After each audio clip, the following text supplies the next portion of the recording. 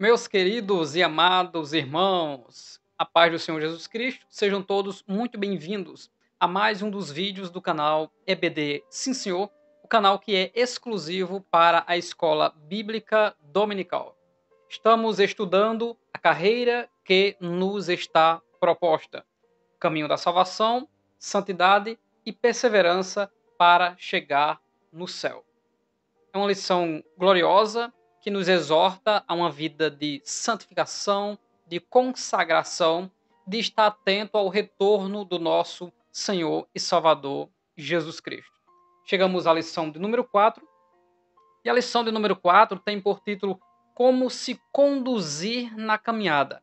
Nessa lição, nós iremos falar sobre sabedoria, sobre aproveitar as oportunidades e sobre vencer tudo aquilo que é desafio em meio a um mundo que está em trevas, dando o testemunho de um verdadeiro cristão que usa o seu tempo para a honra e para a glória do Senhor. Você está no canal EBD Sim Senhor, o canal que é 100% nordestino, paraibano e campinense. Fica conosco até o final, pois essa lição está muito importante. Não se esqueça, você que é inscrito do canal EBD Sim Senhor, para participar do nosso grupo no WhatsApp, o grupo EBD Sim Senhor, em que nós conversamos sobre as lições da Escola Bíblica Dominical, compartilhamos materiais e temos um feedback mais próximo. Lembrando também aos irmãos que quando nós completarmos 10 membros aqui no canal EBD Sim Senhor, nós iremos fazer transmissões ao vivo uma vez por semana, na sexta-feira ou no sábado, às 22 horas.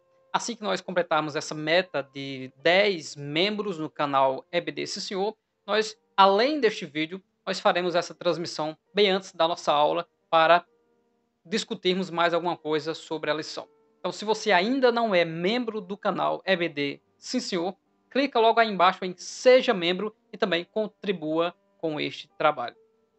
Nós iremos continuar a nossa abordagem da lição, iremos fazer, independente do conteúdo, a exegese do texto de Efésios 5, do 15 ao 17.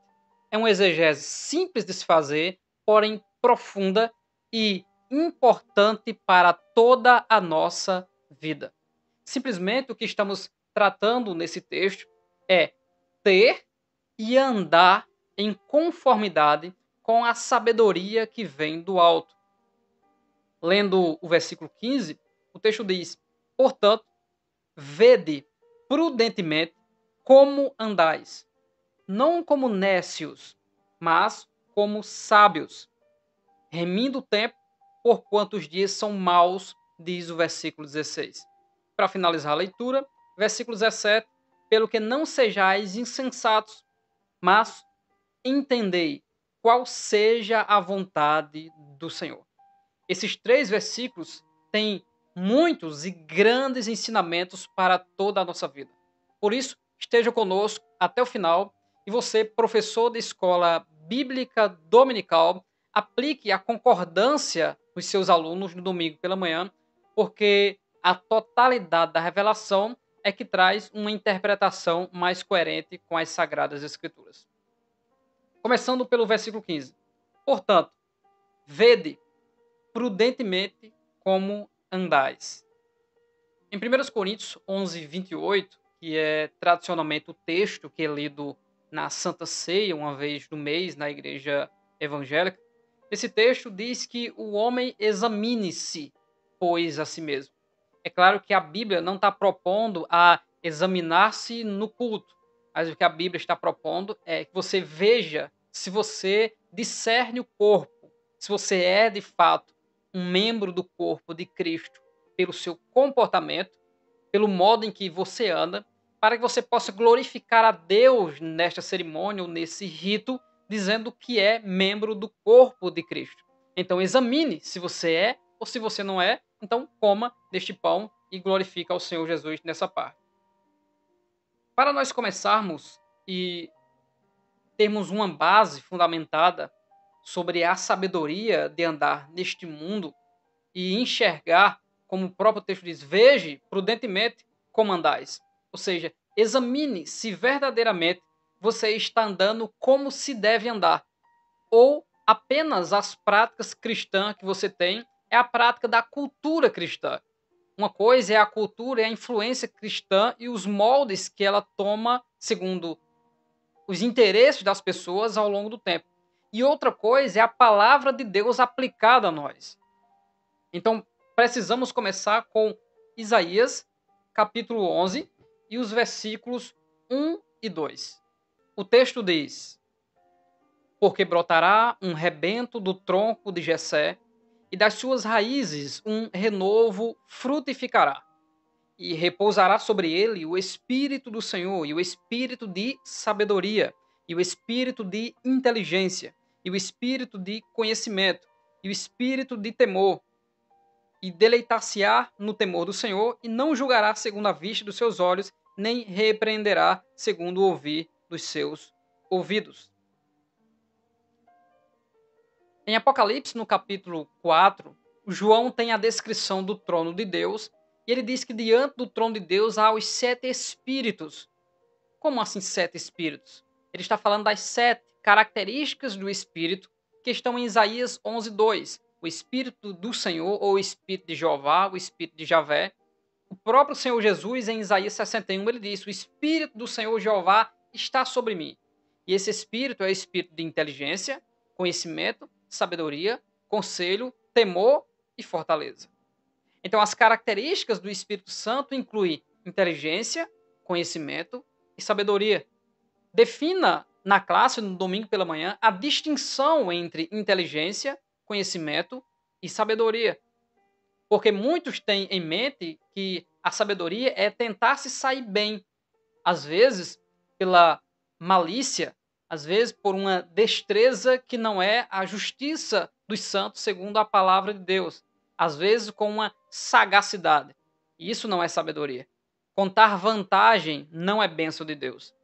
Inteligência é a capacidade que cada ser humano tem para aprender.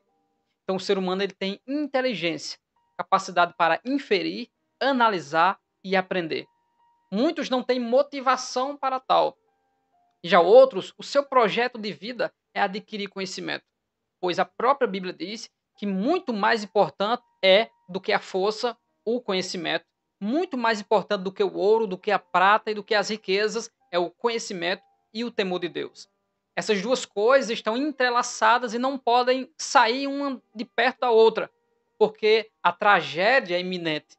Foi o que aconteceu com o filho de Davi, Gedidias, mais conhecido como Salomão.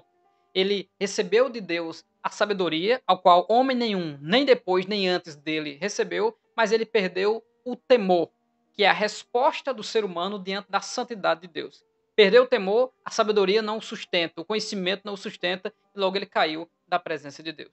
Então todos têm capacidade para aprender, são inteligentes. E o que é conhecimento? Conhecimento é o saber, é o acúmulo das informações através da capacidade para aprender, que é a inteligência. Então, alguém conhecedor é alguém que domine algum assunto, que conhece pela experiência, que já passou, que já ouviu, que já aprendeu, então ele tem conhecimento de tal. Porém, o que é sabedoria? Sabedoria é ver e andar em conformidade com os olhos de Deus. É ter o discernimento do que é justo, do que é correto, do que é bom e viver segundo esses princípios. Então, quem é sábio conserva as virtudes do Espírito Santo sobre a sua vida e conserva a comunhão do Senhor, do Espírito do Senhor sobre a sua vida. Não nega a Jesus em hipótese alguma. Por isso, meu amado professor, é importante que você inicie a aula lendo e explicando Isaías 11, do 1 ao 2. Então, Paulo exorta a igreja de Éfeso, dizendo, portanto, vede prudentemente como andais. Ele diz, não como, aí compara, não andais como, mas como. Então, ele exclui um modo de andar e inclui, aconselha o outro modo de andar. Então, ele diz, não como nécios, não como ignorantes ou burros, literalmente, mas como sábios. Então, essa sabedoria de que Paulo fala Não é a sabedoria no sentido de conhecimento, acúmulo de entendimento, mas é o discernimento das coisas espirituais e andar com a sabedoria, como diz Tiago, que vem do alto, descendo do Pai das luzes. Não a sabedoria humana e nem carnal, mas a sabedoria espiritual. Então, Paulo está aqui nos exortando a ter o conhecimento que nos dá discernimento. Lembra de Lucas capítulo 24, quando Jesus Cristo exorta aqueles que estavam tristes e chorando e diz: ó nécios e tardos de coração, para compreender tudo aquilo que estava escrito acerca do Messias. Não convinha que ele padecesse, sofresse, morresse, mas ao terceiro dia ressuscitasse? Ou seja, eles não compreendiam a obra da cruz. Só podiam compreender através do Espírito de Isaías 11, 1 e 2. E aí onde Jesus, em João, sopra sobre eles o Espírito, e no contexto, Lucas 24, 45, o que acontece quando ele sopra? Abriu-lhes o entendimento para eles compreenderem as Escrituras. E eles passaram a compreender. E essa compreensão fez com que eles se juntassem ao local, Jesus Cristo desse as últimas instruções e eles colocassem mais um no lugar de Judas Iscariotes, porque agora eles compreendiam as Escrituras. Então precisamos de conhecimento da Bíblia Sagrada, precisamos de sabedoria que vem do alto, mas precisamos de temor ou decisão para andar em conformidade com essa palavra. Então não ande como os ignorantes, como os que não têm entendimento, mas busque o entendimento e ande como sábios. Muitas pessoas perecem simplesmente pelo fato de não conhecer tal coisa. Como, por exemplo, pessoas pedindo oração com medo da nação de Israel serem destruídas. Esquecem de Jeremias 31, 35 e 36, quando Deus, o Todo-Poderoso, usando o profeta, diz que assim como as leis do nascer do sol e as leis naturais que existem constantemente, todos os dias estão aí se renovando, assim elas deixarão de existir se a minha semente, Israel, também deixar de existir. Ou seja, ninguém destrói Israel, porque a própria existência da promessa e da palavra de Deus depende do cumprimento daquilo que ele prometeu a esse povo e vai cumprir. Ninguém destrói a nação de Israel. Ninguém destrói. Oramos pela paz, oramos pela conversão de Israel ao Senhor Jesus Cristo, mas é impossível destruir a nação de Israel. Versículo 16. Remindo o tempo, porquanto os dias são maus. Vamos conferir Gálatas 6,10, o que diz? O texto diz: enquanto temos tempo, façamos o bem a todos, mas principalmente aos domésticos da fé. No versículo 16, remindo o tempo, o texto está nos dizendo: remir é salvar ou resgatar. Então vamos salvar o tempo. Não apenas no sentido de que aproveitar o tempo fazendo aquilo que se deve fazer, pelo fato de que, enquanto não fizermos, o mal está fazendo, não apenas para nos destruir, mas ainda para afundar aqueles que estão no pecado. Então, quando eu aproveito as oportunidades, eu vou remir o tempo, porquanto os dias são maus, eu estou aproveitando a oportunidade, tanto para libertar quem está no mal, como para me conservar na posição, na presença de Deus. Tanto que Tiago 4,17 diz que aquele que sabe fazer o bem e não faz, comete pecado. Então, nós podemos pegar esse texto e dizer que aquele que sabe aproveitar o tempo e não aproveita o tempo da melhor maneira, está adquirindo para si mesmo juízo, ou seja, está cometendo pecado. E aí abre-se um leque de coisas. Ou seja, o texto está dizendo: não perca tempo. Existe algo que nos faz perder tempo na nossa vida, que é o entretenimento. A nossa vida ela é tão corrida que quando nós vemos, assistimos ou ouvimos alguém falar algo que é engraçado, isso nos dá um prazer ao rir daquilo que é engraçado. Então, o entretenimento vem para entreter, a pegar o seu tempo e tomar o seu tempo para entreter você, como se você tivesse tempo vazio, tempo vago. Então, o texto bíblico está dizendo: salve as oportunidades, não perca as oportunidades. O texto não está falando sobre ganhar dinheiro, sobre ter sucesso na vida financeira. O texto está dizendo você pode tanto sempre buscar consagrar a sua vida para se conservar na presença de Deus, porquanto os dias são maus, que podem lhe tirar da presença de Deus. Então, de forma prévia, de forma a antever o mal, que é aquilo que o próprio texto posteriormente vai falar, no capítulo 6, sobre a armadura de Deus, revestivos, pois, da armadura de Deus, para que possais suportar o mal. Quando chegar o dia mal, você possa suportar. Então é isso que ele está dizendo. Remindo o tempo, consagrando a sua vida, buscando conhecer ao Senhor para não andar como nécio. Porque traduzindo para uma linguagem mais simples, se você está saindo para adquirir um produto, você vai comprar um produto tecnológico, você vai comprar um celular ou uma TV. Quando você estuda sobre o melhor aparelho, qual é bom para isso ou para aquilo, qual a melhor câmera, qual a melhor resolução, qual a marca, quando você estuda sobre isso, nenhum vendedor, nenhum atendente, nenhum balconista pode lhe ludibriar e enganar você nessa trajetória de adquirir esse produto. Da mesma maneira também é simplesmente na caminhada cristã. Quando adquirimos o conhecimento do Senhor Jesus, quando adquirimos a sabedoria de Deus, ninguém pode nos enganar se utilizando da própria palavra de Deus, dizendo que a verdade não é assim, porque a nossa alma está saturada das Sagradas Escrituras. E Paulo fala muito sobre isso, sobre a nossa alma, a nossa mente está abundante das Sagradas Escrituras. O obreiro, como disse Paulo em 2 Timóteo 2,15, ele não tem do que se envergonhar. Ele maneja bem a palavra da verdade.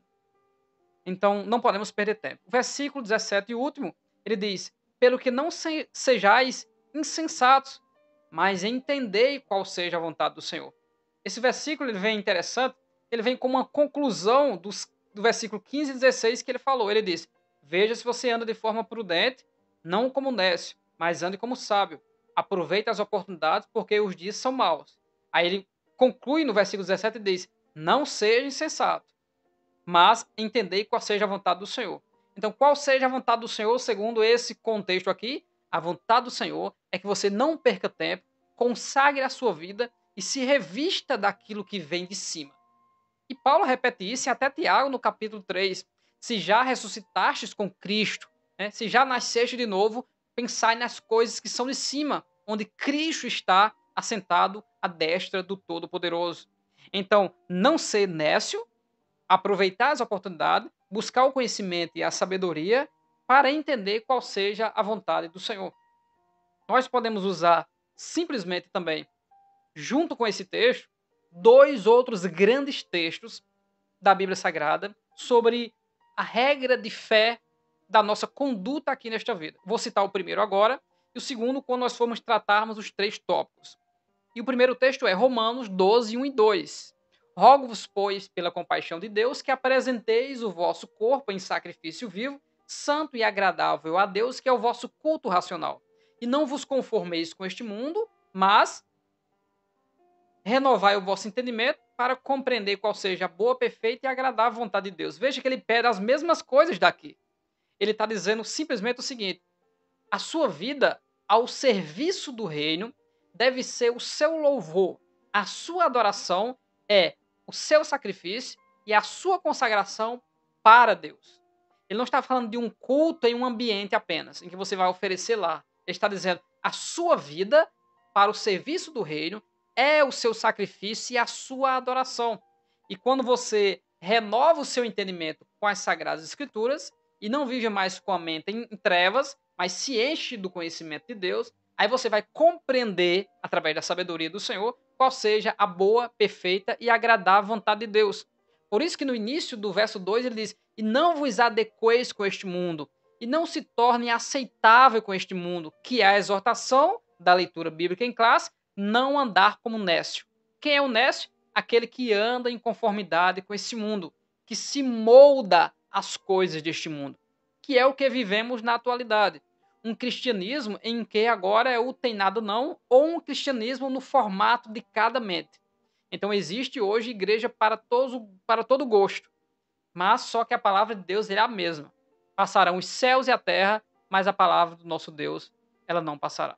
E esses são os objetivos da lição Como se conduzir na caminhada desta semana. É nós falarmos sobre um padrão de conduta, ou seja, algo que já está escrito em como devemos andar, nós exortarmos uns aos outros a se conduzir com prudência e sabedoria e reconhecer o mal que está na terra, tanto contra aquele que está andando na presença de Deus, como aquele que já está em trevas para ser resgatado pelo poder da palavra. Então iremos comentar sobre o preparo da vida espiritual.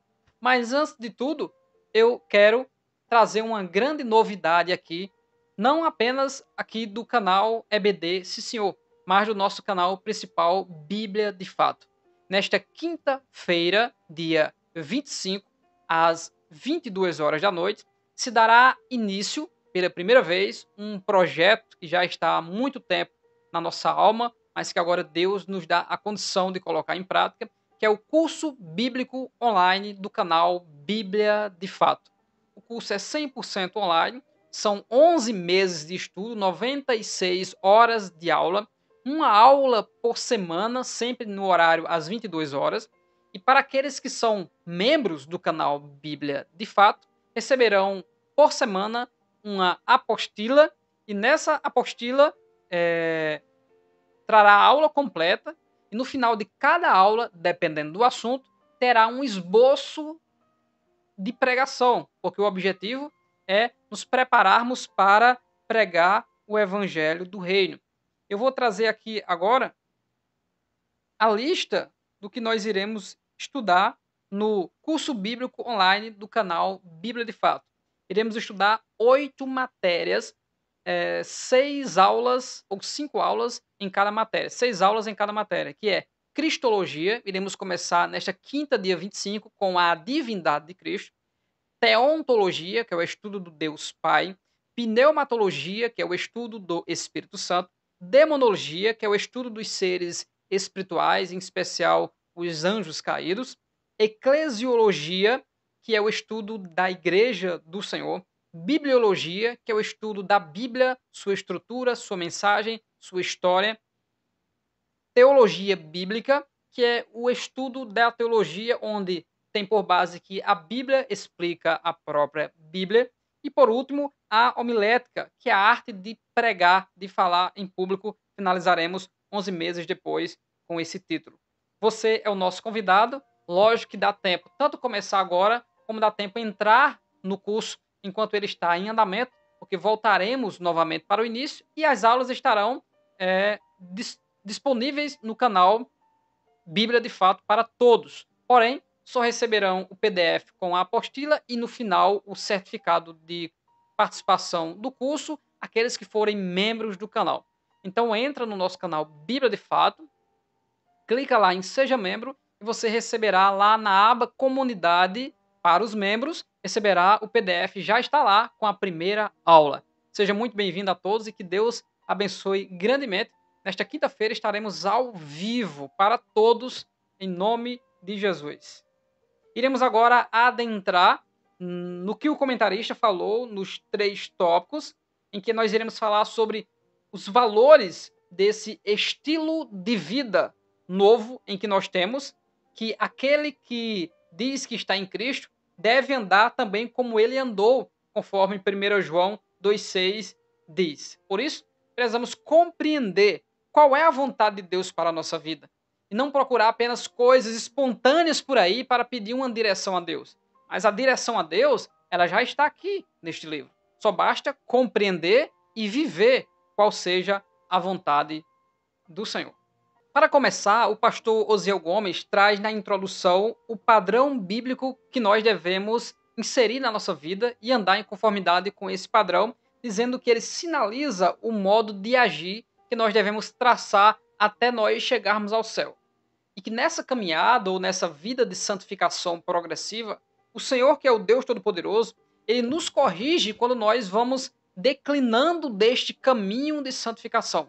O Pai corrige o Filho a que ama. Já dizia o próprio Senhor Jesus Cristo, usando João em Apocalipse 3,19, porque eu repreendo e castigo a todos quantos amo. Sê, pois, zeloso e arrepende-te. Então Deus sempre vai fazer isso. Ele nos corrige para nós andarmos no caminho correto. Então a proposta da lição tem como primeiro tópico o padrão de conduta na caminhada cristã. o nosso padrão de conduta, segundo pessoa, é o Senhor Jesus Cristo.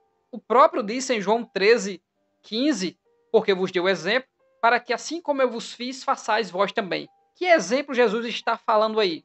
Ele está falando do lavar os pés dos discípulos. Lembra de quando Jesus Cristo disse aos apóstolos, dá-lhes vós de comer? Em outra passagem de João 8, ele disse, vós sois a luz do mundo?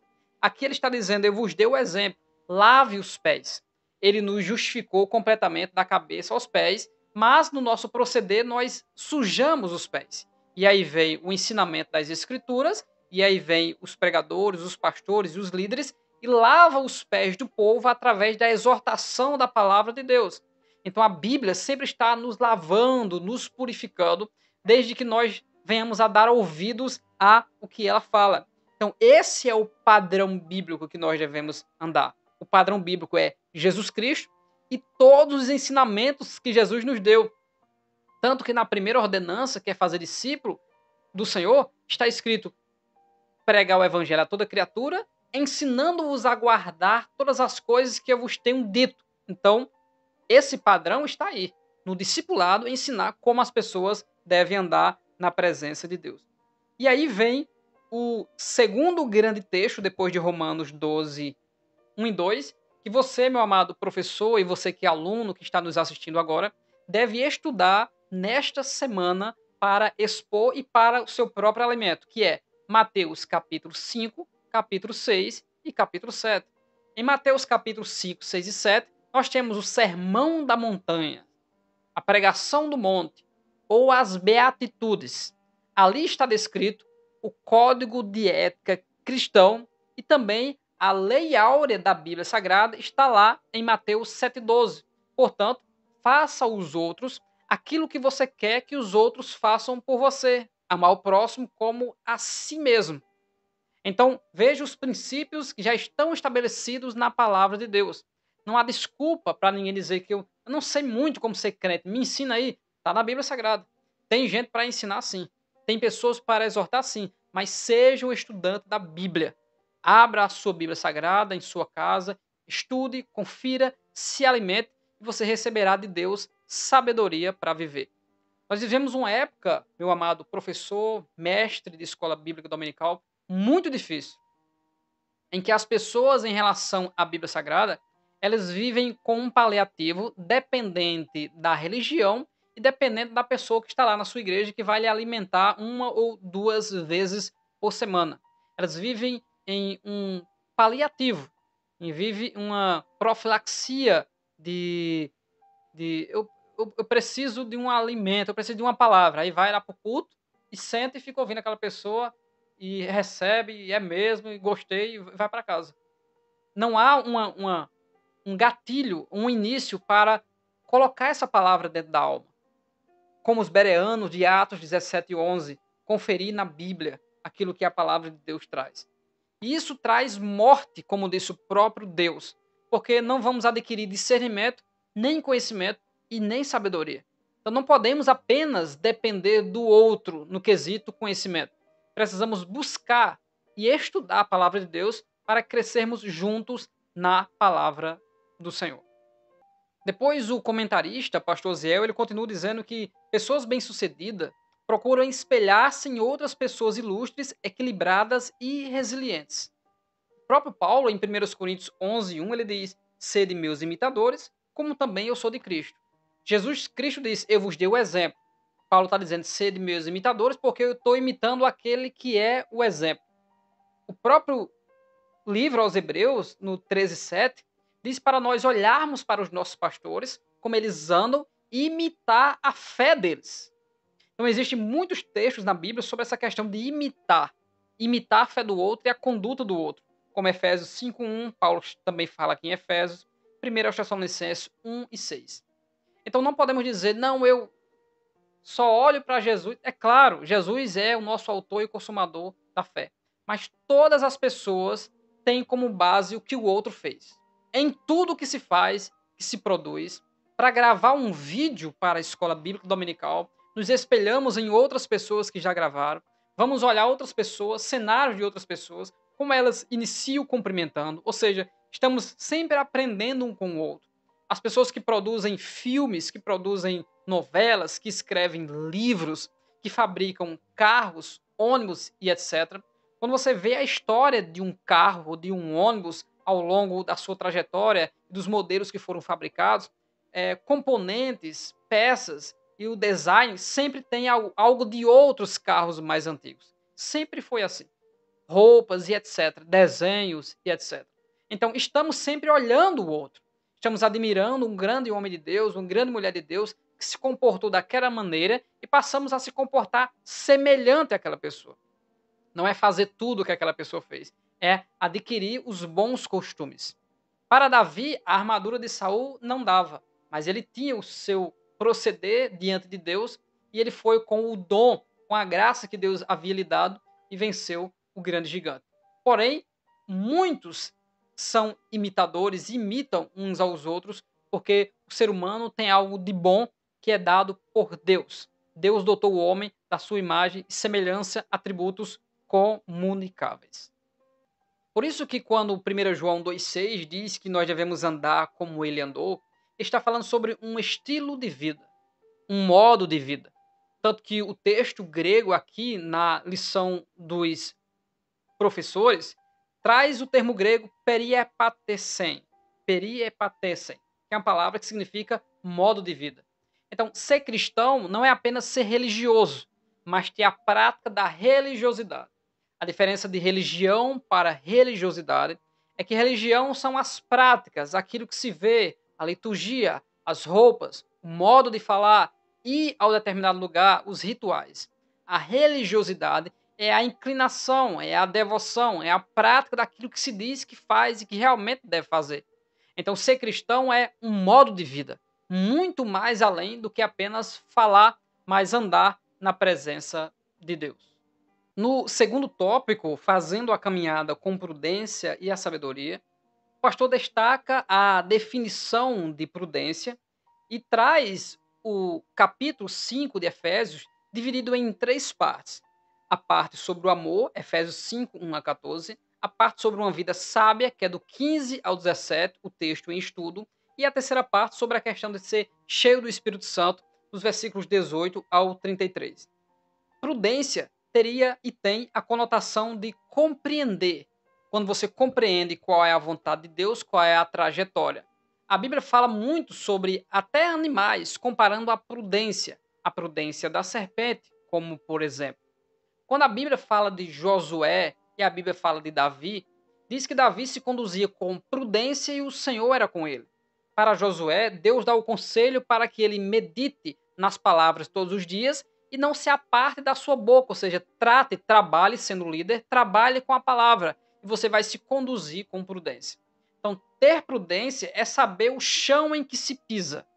A lição traz a definição que é uma virtude que nos permite agir com cuidado e moderação diante de situações desafiadoras. Aquele que é prudente, ao invés de se entregar às suas emoções, analisa a situação e toma as decisões mediante já a sua forma de arguir, de analisar e distinguir as diferentes atitudes que ele poderia tomar dentro daquilo. Se eu for por esse lado, vai acontecer isso e o resultado vai ser aquilo. Mas se eu fizer isso, provavelmente vai acontecer isso e vai sair tudo bem. Então, aquele que tem prudência, ele analisa antes. A pessoa prudente, normalmente, ela dá muito conselho às outras pessoas. Não deixe de errar também, porque nós somos seres humanos e falhos. Mas quem é prudente não vive uma vida cristã baseada no emocional. Quem vive a vida cristã baseada no emocional, tanto tem a alegria do Espírito Santo, como perde ela mais fácil. E também como confia muito nas pessoas e se decepciona ainda mais. Então, quando Salomão, em Provérbios 9, 9, 9, 10, diz que o justo crescerá em prudência, ele está falando que ele crescerá e se desenvolverá por causa do conhecimento, da sabedoria e do ensino da palavra de Deus. Efésios 1:8 fala que essa prudência e essa sabedoria ela é derramada. Tiago fala que ela vem descendo do céu. Em Provérbios 8:17, que é um texto muito mal interpretado no nosso meio, eu amo os que me amam e os que desde cedo me buscam me encontrarão. Esse texto, principalmente diante de nós, pentecostais, ele é traduzido como que aquele que ora de madrugada, aí vai achar Deus. O texto não está falando de Deus, não está falando de madrugada e não está falando de nada disso. Né? Então o texto está falando que aqueles que buscam a sabedoria de Deus desde sempre, desde cedo, a tradução que colocou a palavra madrugada, ele errou, não tem madrugada ali. Então aqueles que me buscam desde cedo, não o horário do dia, que buscam desde jovens, outras traduções está desde jovens. Aqueles que me buscam desde jovens, durante a trajetória, a caminhada de vida, me encontrarão. Encontrarão quem? A sabedoria. Essa é a explicação de Provérbios 8:17 e nós temos ela em detalhes, com outras referências, aqui no nosso canal principal, Bíblia de Fato. Então entra lá nesse vídeo, a explicação de Provérbios 8 e 17. Depois de enfatizar a prudência, ele traz nos subtópicos 2 e 3 as palavras do original para falar sobre nécio e sobre sábio. Veja que as palavras são semelhantes. A palavra para nécio é asofos e a palavra para sábio é sofos. Então a palavra para nécio está relacionado a embotado, ignorante. E a palavra para sábio fala sobre aquele que é hábil em fazer tal coisa. Então, o sábio, ele compreende e põe em prática. Porque aquele que é carnal, ele não agradará a Deus de maneira alguma. Mas aquele que é sábio, ele é semelhante a Jesus e ele busca ter paz com todos. Não ter paz com todos com acordo com os carnais ou acordo com o mundo. Ter paz com todos naquilo que puder, sem negar a palavra de Deus, porque ela está acima de todas as coisas. E o terceiro tópico traz sobre as questões de vencer o mal, fazendo referência ao finalzinho do versículo 16, por quantos dias são maus. E ele traz a palavra do grego para remir, exagorazo, que simplesmente significa resgatar do poder do outro ou comprar para o uso próprio, ou seja, aproveitar de maneira sábia esta vida, porque a nossa vida é curta e os dias são maus. O que significa dizer que os dias são maus? Significa que o mal está trabalhando. É como se fosse uma exortação. Enquanto você perde tempo, tem pessoa trabalhando para lhe destruir. Enquanto você perde tempo, o diabo está trabalhando. Porém, em João capítulo 5, versículo 17, Jesus Cristo disse: o meu Pai trabalha até agora e eu também trabalho. Então, enquanto estamos neste mundo, vamos viver de forma piedosa e de forma sábia. Quem não tem sabedoria, disse Tiago, peça a Deus que dá a todos liberalmente e não lhe lança em rosto. Então, não podemos tomar o nosso tempo para a prática de coisas que não nos edificam. Então, como cristãos, assim como o próprio Tito nos exorta e nos explica o que é religião, que é fugir da corrupção do mundo e fazer a vontade do Deus Todo-Poderoso. Então, precisamos fugir da corrupção do mundo e praticar a piedade, praticar a bondade. Existem coisas que crente não assiste, que crente não visita, que crente não faz. E alguém até diz, a vida de um cristão, né, são os críticos de fora, é uma vida que não pode fazer absolutamente nada, pelo contrário, é uma vida liberta, não libertina. É uma vida que se tem a paz e que se tem a verdadeira felicidade. Isso não exclui as dificuldades e até angústias, mas a felicidade é a certeza e o estado de que estamos conservados no Senhor e que Ele nos consola nos momentos de tribulação, como nosso refúgio e fortaleza, e como aquele que desfaz as forças do mal ao nosso favor para nos beneficiar. O nosso Cristo nos deu autoridade também para desfazer essas forças. Glória a Deus por isso. Glória ao Senhor Jesus por isso. Então, essa semana é uma exortação gloriosa como nós devemos se conduzir com inteligência, conhecimento e sabedoria, com prudência e não como os nécios e ignorantes. Então, para combater essa ignorância, precisamos adquirir entendimento e sabedoria da palavra de Deus. Deus abençoe grandemente a sua vida, meu amado professor. Gostaria muito do seu feedback, deixando o seu comentário aqui, o que você achou dessa breve exposição sobre a lição deste domingo. Deus abençoe grandemente a sua vida Na próxima lição, que já é a lição de número 5, iremos estudar sobre os inimigos do cristão. Então estamos nos preparando agora, nos revestindo, né, nessa caminhada, e agora, semana que vem, vamos ver quais são os desafios que nós temos nessa caminhada. Deixe o seu comentário. Se passar a ser membro, quando completarmos 10 membros, faremos transmissões ao vivo toda semana. E não se esqueça, nessa quinta, dia 25 às 22 horas, início do curso bíblico online do nosso canal principal, Bíblia de Fato. Deus abençoe grandemente a sua vida e até o próximo vídeo, no nome do Senhor Jesus.